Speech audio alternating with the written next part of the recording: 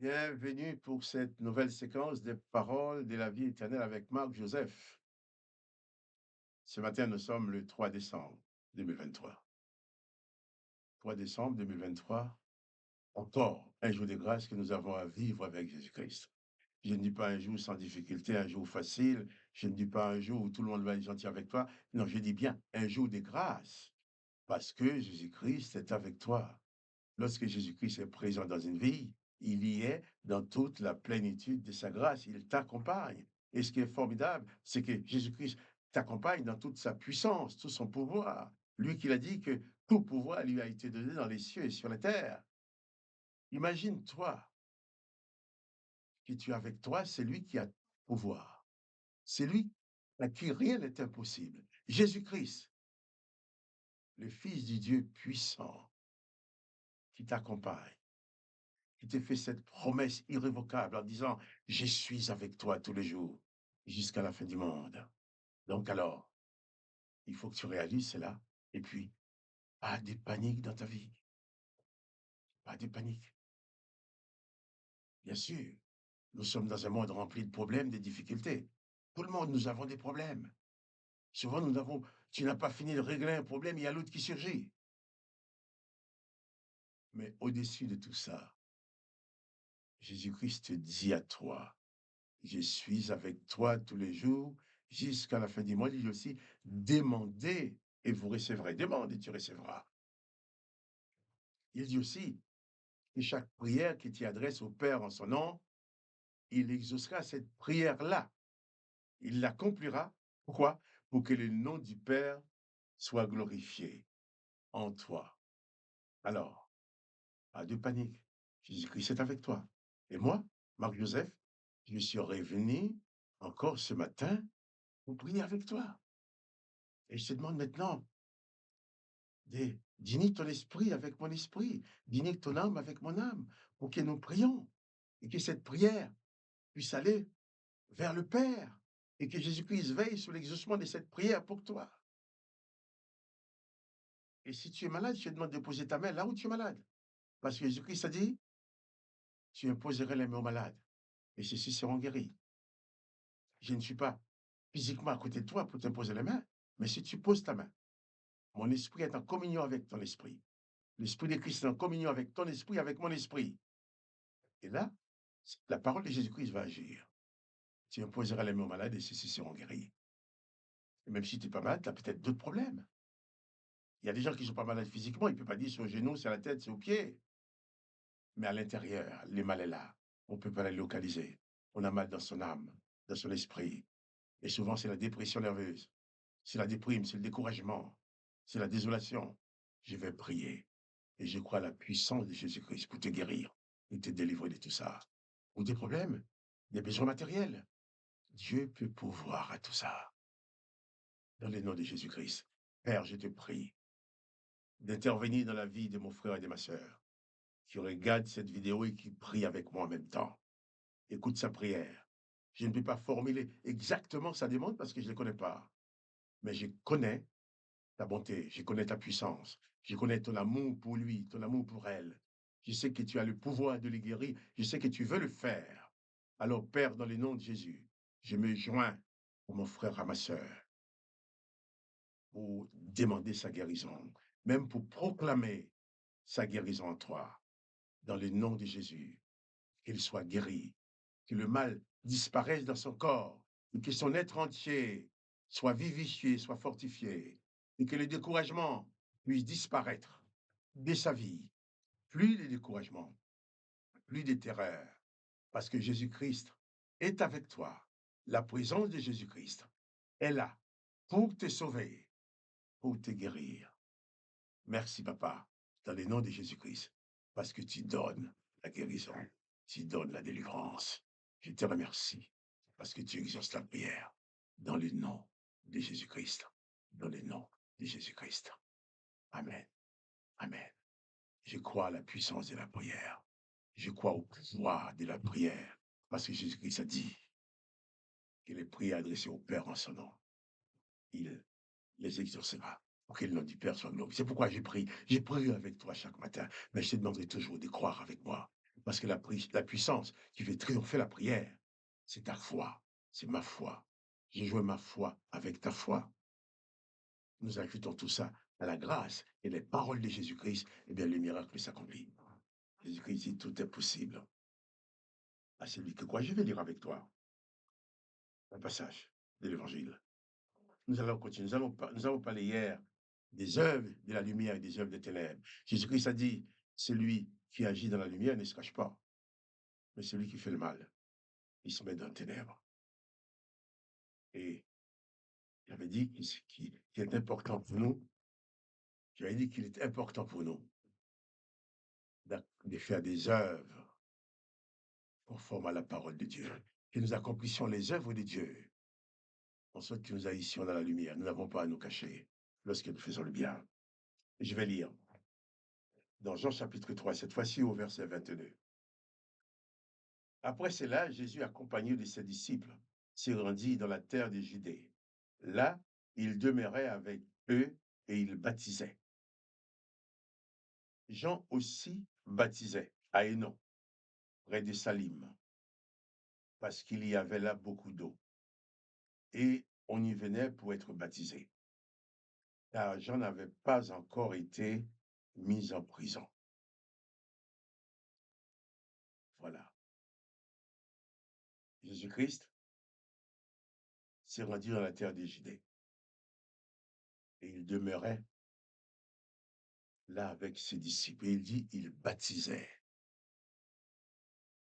Jésus était là sur place et les gens venaient à lui. Il les accueillait en les baptisant. Et ces gens étaient baptisés dans le nom de Jésus, baptisés dans la présence de Jésus-Christ. Ce baptême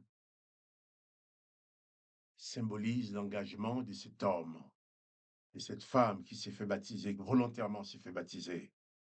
Le baptême symbolise son union, son engagement avec Dieu.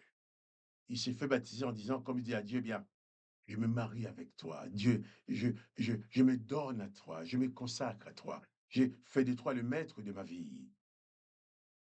Et je viens rappeler que même Jésus, pour nous donner l'exemple, s'était fait baptiser par Jean-Baptiste. Et les textes nous disent, lorsque Jésus est plongé, il est sorti dans l'eau, les gens ont vu l'Esprit du Père descendre sur Jésus-Christ comme une colombe. Et ils ont aussi entendu la voix du Père qui dit de Jésus-Christ, celui-ci est mon Fils bien-aimé, en qui j'ai mis toute mon affection. Et Jésus nous demande de baptiser et de passer par ce même baptême que lui. Pourquoi? Parce que en te faisant baptiser dans le nom de Jésus, bien, tu t'identifies à Jésus-Christ, tu suis sa trace.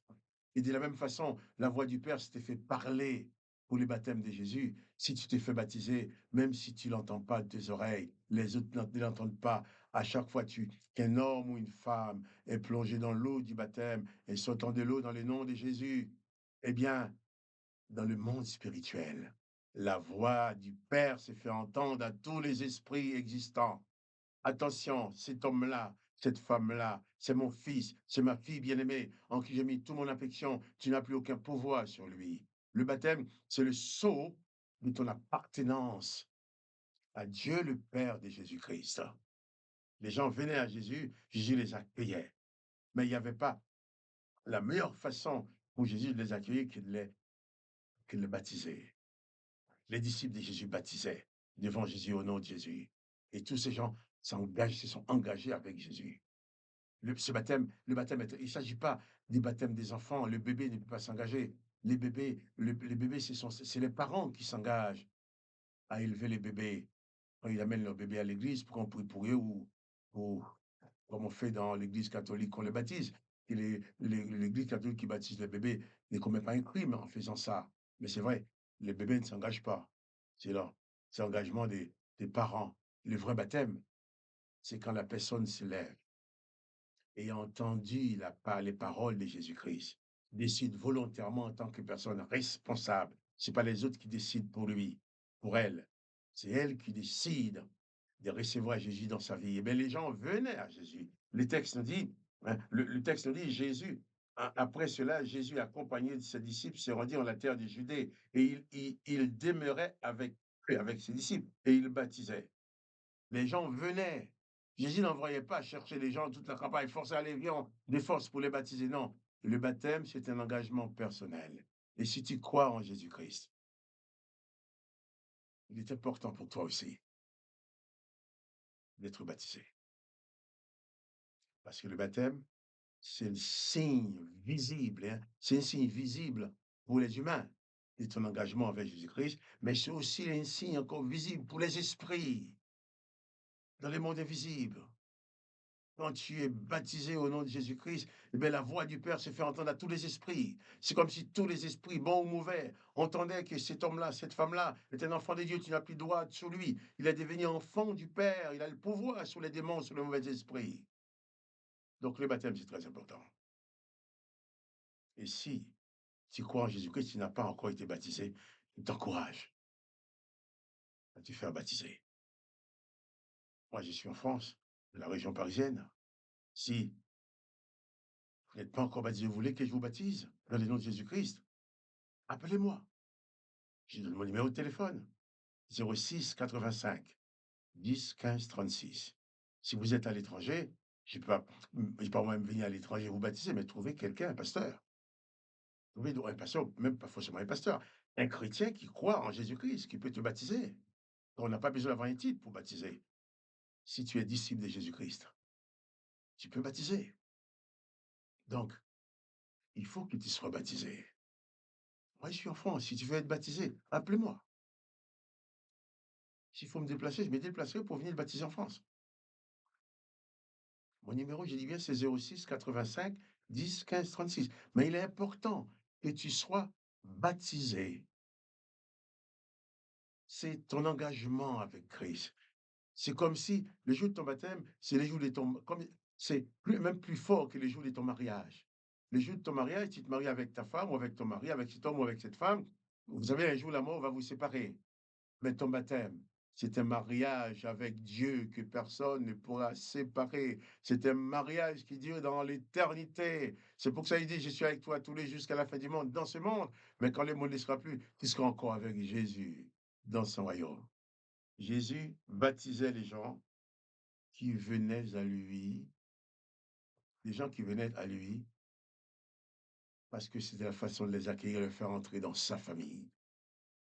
Les jours de ton baptême, tu rentres dans la grande famille, tu deviens petit frère ou petite sœur de Jésus-Christ. Que le nom de Jésus-Christ soit béni. Vraiment, si tu crois en Jésus-Christ, il faut que tu sois baptisé. Si tu es en France, tu veux être baptisé, fais bien te baptiser. Je viens te baptiser, moi. On trouve d'autres chrétiens qui peuvent te baptiser. Mais sinon, si tu te fais baptiser, il te manque quelque chose. J'ai dit, celui qui croira et qui sera baptisé sera sauvé. Donc, engage-toi avec Jésus-Christ en passant par les eaux du baptême. Je ne te demande pas d'entrer dans une religion, mais de devenir disciple de Christ. Je ne te demande pas de devenir un membre d'église. Jésus-Christ n'est pas venu pour faire des membres d'église, il a fait des disciples. Alors, j'espère que tu m'as compris, parce que je veux que la gloire de Dieu soit dans ta vie, que le nom de Jésus-Christ soit glorifié dans ta vie, et toi aussi, tu sois béni. Quant à moi, Marc-Joseph, je te redis, sois béni et réalise que Jésus-Christ est avec toi tous les jours jusqu'à la fin du monde. Pas de panique, bannis la peur. La présence de Jésus-Christ dans ta vie te rend assez fort pour affronter la peur et la vaincre et demeurer dans la victoire de Jésus-Christ à qui rien n'est impossible. Sois béni. Et moi, Marc-Joseph, je te dis encore, à demain. Et n'oublie pas, déclic pour dire que tu aimes, si tu aimes. Si tu n'aimes pas, tu ne le fais pas. Il ne faut pas mentir. Mais si tu aimes cette vidéo, clique pour dire que tu aimes. Et comme ça, elle sera proposée à beaucoup d'autres personnes. À demain pour une autre séquence des paroles de la vie éternelle. Sois béni.